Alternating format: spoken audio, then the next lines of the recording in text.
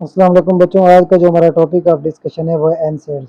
तो आज मैं आपको एनसेड्स की कंप्लीट फार्माकोलॉजी बताऊंगा। इसमें कौन कौन सी ड्रग्स आ जाती हैं, इनके मैकेनिज्म ऑफ एक्शन क्या है, ये हम किस लिए यूज़ करते हैं।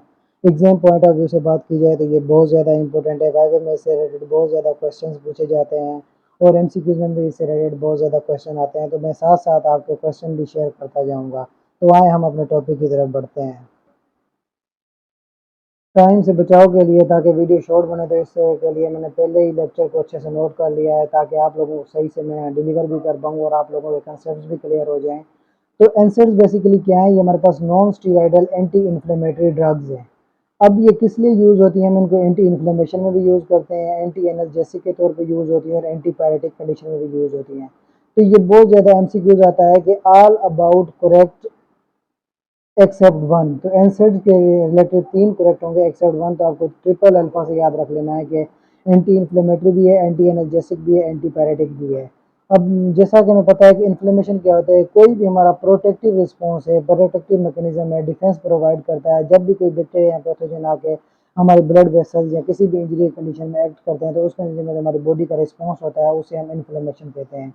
अब एनसिड्स का मैकेनिज्म ऑफ एक्शन क्या है? एनसिड्स का मैकेनिज्म ऑफ एक्शन ये है कि ये हमारे पास क्या करते हैं, ब्लॉक करते हैं प्रोस्टाग्लैंडिन की सिंथेसिस को। अब सवाल ये पूछा जाता है कि प्रोस्टाग्लैंडिन की सिंथेसिस नॉर्मली कैसे होती है? तो हम सबको पता है कि सेल मेम्ब्रेन के अंदर फास्फोलिपिड मौजूद होता है। उस फास्फोलिपिड पे एक एंजाइम फास्फोलाइपेज आके एक्ट करता है। अब फास्फोलाइपेज जब एक्ट करेगा तो हमारे पास एरेकिडोनिक एसिड की फॉर्मेशन होगी। अब एरेकिडोनिक एसिड में मजीद दो एंजाइम एक्ट करेंगे। अगर इस पे लाइपोक्सीजिनेज एक्ट करेगा तो ल्यूकोट्राइन्स बनेगी, और अगर इस पे साइक्लोक्सीजिनेज एक्ट करेगा तो प्रोस्टाग्लैंडिन बनेगी। तो ये बहुत ज़्यादा क्वेश्चन पूछा जाता है कि प्रोस्टाग्लैंडिन की फॉर्मेशन के लिए कौन सा एंजाइम एक्ट करता है? तो साइक्लोक्सीजिनेज। और ल्यूकोट्राइन्स के लिए लाइपोक्सीजिनेज। तो ये आप लोगों ने लाजमी मस्ट रिमेंबर करना है। उसके अलावा इन कोक्स टू एंजाइम के कुछ आइसोटाइप्स भी होती हैं, जिसमें हमारे पास कोक्स वन आ जाता है और कोक्स टू हो जाता है। कोक्स वन क्या करता है? ये नॉर्मली सेल के अंदर मौजूद होता है और प्रोस्टाग्लैंडिन की फॉर्मेशन करवा रहा होता है। और कोक्स टू क्या करते हैं? कोक्स टू सिर्फ इसकी ये प्रॉपर्टी है कि ये सिर्फ और सिर्फ इन्फ्लेमेटरी सेल्स में होगा। तो ये बेसिकली बहुत ज़्यादा पूछा जाता है कि वो कौन सा कोक्स एंजाइम है, कोक्स वन या कोक्स टू, जो जस्ट और जस्ट इन्फ्लेमेटरी कंडीशन में एक्टिव होता है। तो आप लोगों को याद रखना है COX two inhibitor cells. Polynuclear cells में होते हैं, लिम्फोसाइट्स होती हैं, न्यूट्रोफिल्स आ जाती हैं इसमें। तो इन सब के पास कोक्स टू एंजाइम होता है। ये जितने भी इन्फ्लेमेशन वाले सेल होंगे वहाँ पे प्रोस्टाग्लैंडिन बनाते हैं और प्रोस्टाग्लैंडिन की इतनी ज़्यादा फॉर्मेशन कराते हैं कि वो हमारे लिए बहुत ज़्यादा सीवियर हो जाती हैं। अब इस कंडीशन से निपटने के लिए हमें जाहिर सी बात है कोक्स एंजाइम के इनहिबिटर्स यूज़ करने पड़ेंगे। अब जब हम कोक्स एंजाइम का इनहिबिटर यूज़ करेंगे तो उससे क्या होगा? कोक्स वन भी इनहिबिट हो जाएगा और कोक्स टू भी इनहिबिट हो जाएगा। तो इस कंडीशन से बचने के लिए हमें सिलेक्टिव कोक्स इनहिबिटर यूज़ करेंगे। यानी अगर हम कोक्स इनहिबिटर यूज़ कर देंगे, उससे हमारे पास नॉर्मली भी फिजियोलॉजी सेल की अल्टर हो जाएगी, जिससे प्रोस्टाग्लैंडिन की फॉर्मेशन ही नहीं हो पाएगी। और इसलिए हम सिलेक्टिव कोक्स इनहिबिटर यूज़ करते हैं, जो सिर्फ और सिर्फ कोक्स टू एंजाइम के लिए है। तो ये बहुत ज़्यादा क्वेश्चन पूछा जाता है कि सिलेक्टिव सी ओ कोक्स टू इनहिबिटर कौन कौन से हैं? तो आपको याद रखना है, सेलिकॉक्सिब है हमारे पास, रूफीकॉक्सिब है, एक और भी दिया हुआ है शायद बुक में, वो कौन, और हमारे पास वोल्डी कॉक्सिब आ जाते हैं। तो ये आप लोगों को याद रखना है। ये वायवे के बहुत ज़्यादा क्वेश्चंस हैं। अब आगे हम आ जाते हैं। अब इसी तरह प्रोस्टाग्लैंडिन की भी आगे डिफरेंट टाइप्स आ जाती हैं, तो टाइप्स की तरफ हम बढ़ते हैं।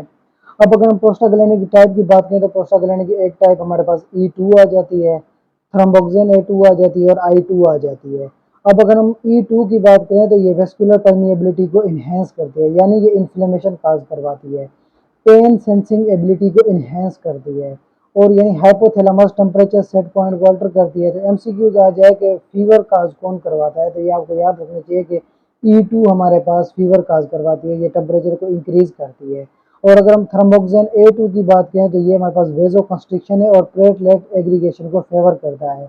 ये बहुत ज़्यादा एमसीक्यूज भी आता है और वाइवे में पूछा जाता है कि which one is a vasoconstrictor, thromboxane A2, I2 या E2। तो A2 आपने सेलेक्ट कर लेना है और ये प्लेटलेट के एग्रीगेशन को फेवर करता है। इसी तरह I2 जिसे हम पी साइक्लिन भी कहते हैं, यानी प्रोस्टाग्लैंडिन साइक्लिन, ये वेजो डायलेशन करवाता है और प्लेटलेट एग्रीगेशन को इनहिबिट करता है। तो ये भी आप लोगों को याद रखना है कि वेजो डायलेशन कौन करवाता है? I2। और वेजो कंस्ट्रिक्शन कौन करवाता है? A2। और फीवर काज कौन करवा रहा था? E2। तो अब हमें आगे आ जाते हैं, इन कंडीशंस को करेक्ट करके ही इनके अगेंस्ट ड्रग यूज़ करके हम इन कंडीशन को सही कर सकते हैं। अब एनसीड्स में जो ड्रग्स आ जाती हैं उनके नेम कौन कौन से हैं? इनके लिए आसान सा निमोनिक मैंने बनाया है, पेन किलर।